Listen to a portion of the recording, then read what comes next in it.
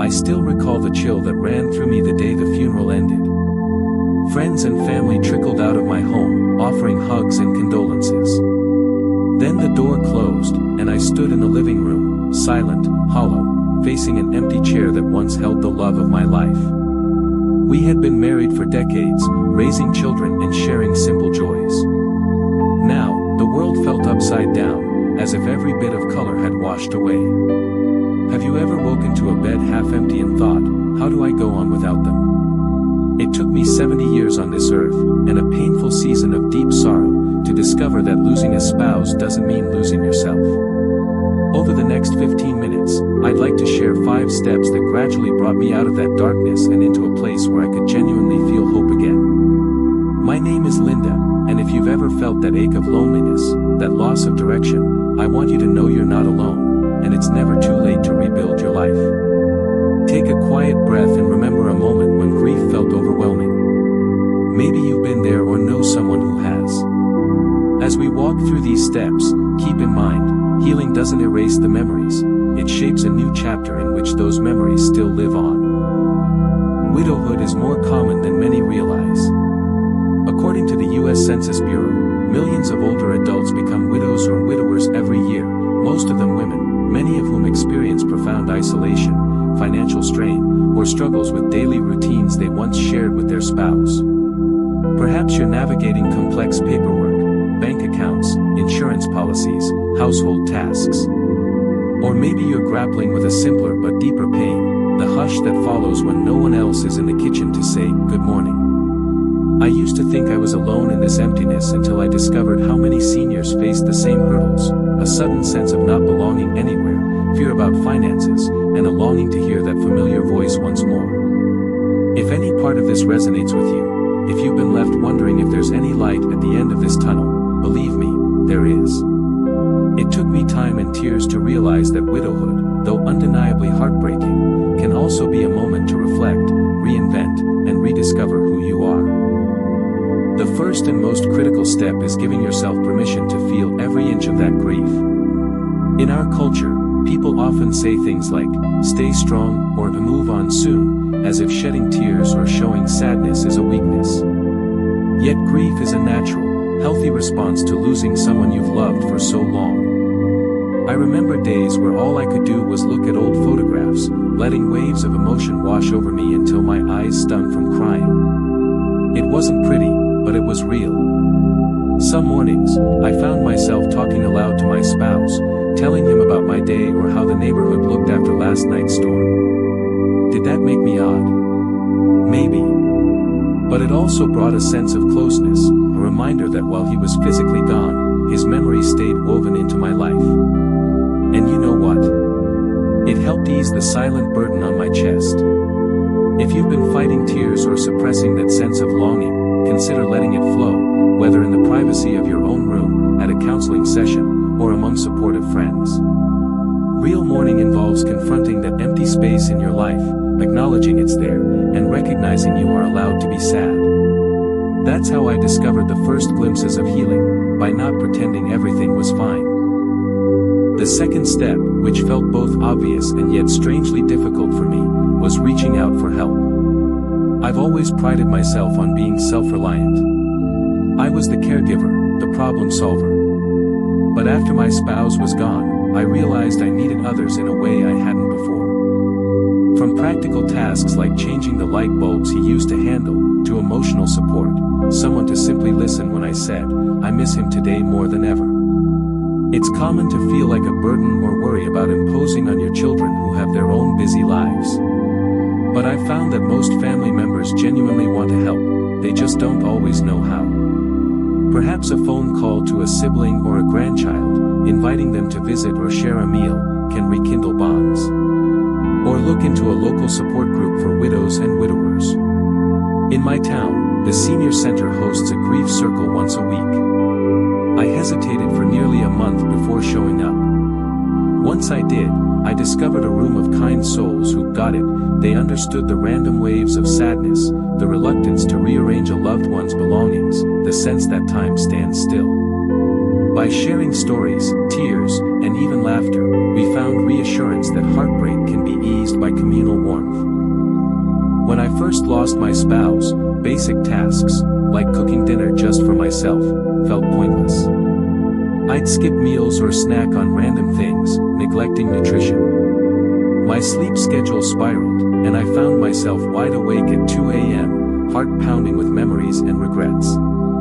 It took me months to realize the toll that neglecting self-care was taking on my body and mind. I needed a routine again, something that told me, life continues, and your well-being matters. Maybe you can relate.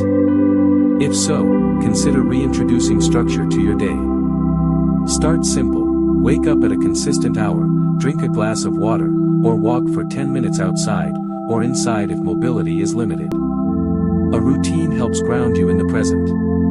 On my end, I began a daily morning ritual. I'd brew a cup of tea, sit by the window, and write 3 sentences in a journal. Sometimes it was a memory of my spouse, sometimes just a note about the weather or how I felt. That small anchor gave my mornings purpose. Over time, I added a bit more, light stretching, a phone call with a friend. If this idea resonates, you might whisper, I deserve to care for myself as I cared for my loved ones.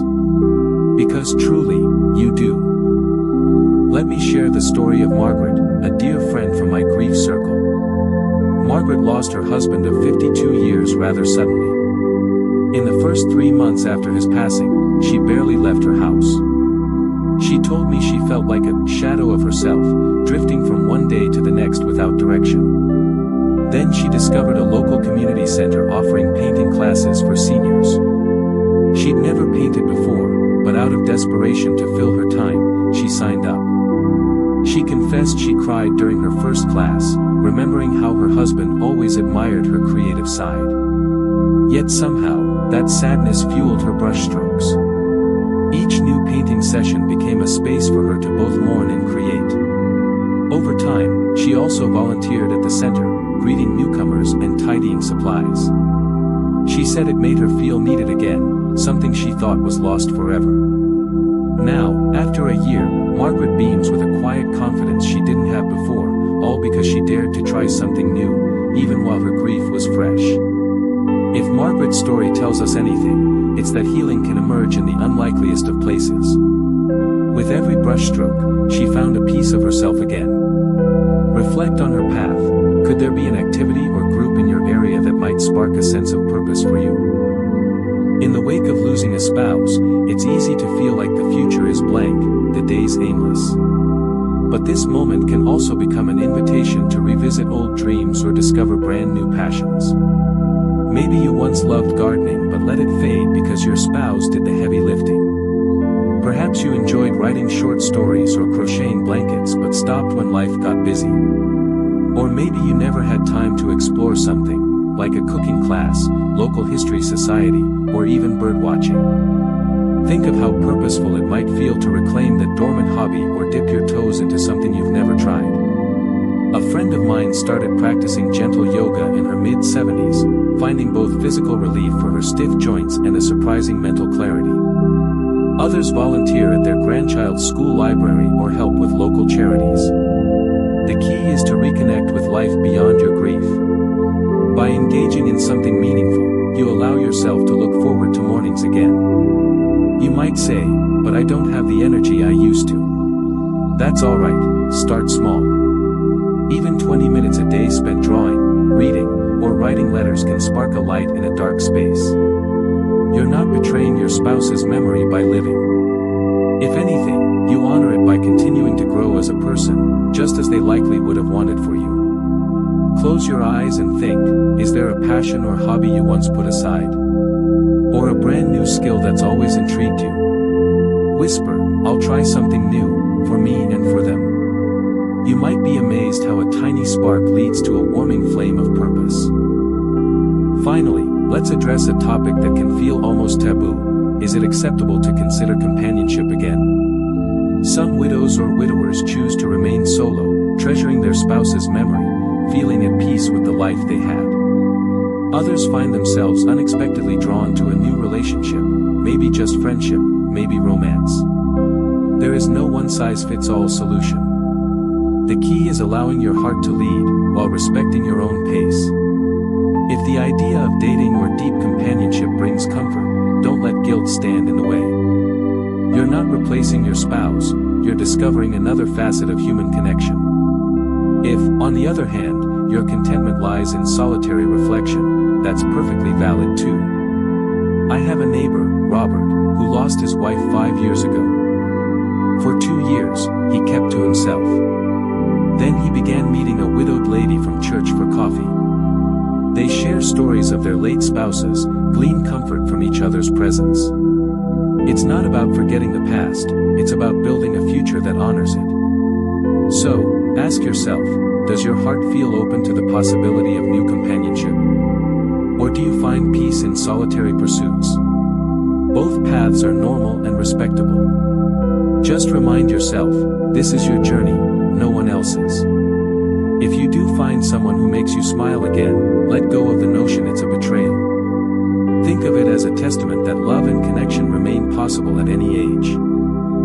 Let's recap the 5 steps that took me 70 years, and the hardest heartbreak of my life, to learn. Allow yourself to grieve fully. Seek support, family, friends, community. Practice self-care and daily routines. Rekindle old interests or find a new purpose. Embrace potential companionship or contented solitude. These may seem straightforward, but they carried me from lying in bed with tears soaking my pillow to standing here, speaking with you, feeling genuine hope. Each step moved me forward. Some days were slower, some days felt like I regressed, but the overall journey was upward, like climbing a gentle hill with many switchbacks. I invite you to gently pick one of these steps. Maybe it's letting yourself truly mourn, or joining a local grief support group, or simply trying a small new hobby. Ask yourself, which one resonates with me right now?